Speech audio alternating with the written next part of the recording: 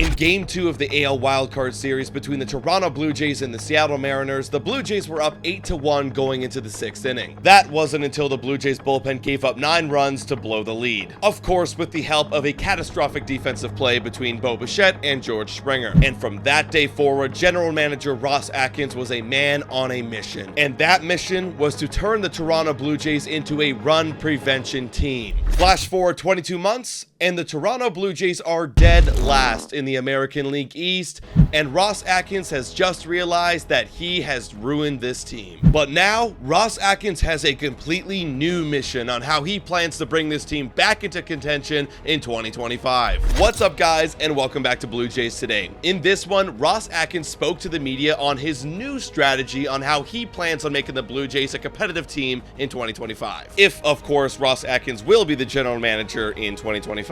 And you guys let me know by the end of the video if you would let Ross Atkins run this strategy for next year. Before we get into it though, I encourage you guys to hit that like button and subscribe to Blue Jays Today if you enjoy Blue Jays news and content. Right after the MLB trade deadline, Ross Atkins spoke to the media about the massive Blue Jays fire sale. And in that interview, he made his intentions very clear that he wants to bring the Blue Jays back into a competitive window in 2025 and 2026. And after the massive fire sale the Blue Jays just had, Ross Atkins says that this is the first step towards that goal. The next steps, of course, are going to have to happen in the offseason, and Ross Atkins says that they're going to have to add in free agency and via trade. Now, that seems pretty obvious. I mean, when you look at this Blue Jays team and this roster configuration, there's just no way that the Blue Jays could have a competitive team with these guys, so you're going to have to make a ton of moves to get back into a competitive window. Now, what is going to be the Blue Jays strategy this offseason? Are we going to be targeting pitching, bullpen, offensive players? Well, Ross Atkins put it simply.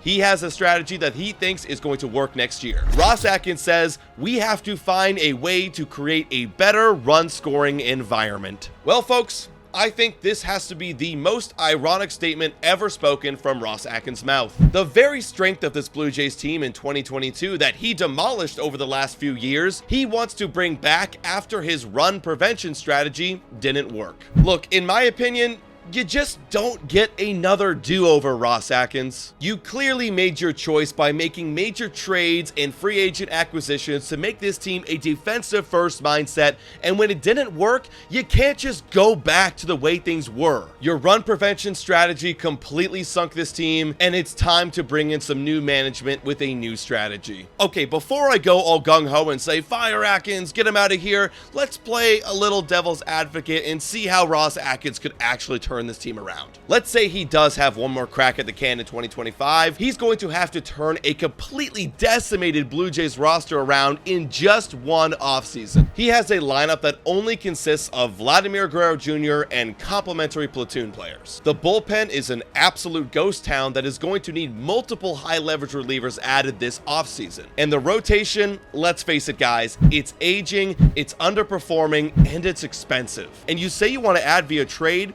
Well, how many quality players are you really going to get back with one of the worst farm systems in all of baseball? And yes, they did go add to this farm system this trade deadline, but how many pieces, high quality pieces, are they really going to get in return? And you also want to add in free agency? The Blue Jays are dealing with a luxury tax problem for the second year in a row and are trying to get underneath it again, which means you might have a very similar budget to this last offseason. So how many really impact adds can you make? Unless you're committed to going all out and spending over $100 million this offseason, competing in 2025 feels like a pipe dream. Time for a quick shout out to Betway. Betway is the best place to make all of your sports bets on all of your favorite teams. Betway is also in collaboration with iGaming Ontario. Must be 19 years older to participate. And guys, please bet responsibly. Now, back to the content. So it's pretty simple. A lot of things are going to have to go right for Ross Atkins to have a competitive team in 2025. So the only real strategy the Blue Jays front office should implement next year is who is going to be the next general manager of the Toronto Blue Jays. But there's one thing I'll give Ross Atkins credit for.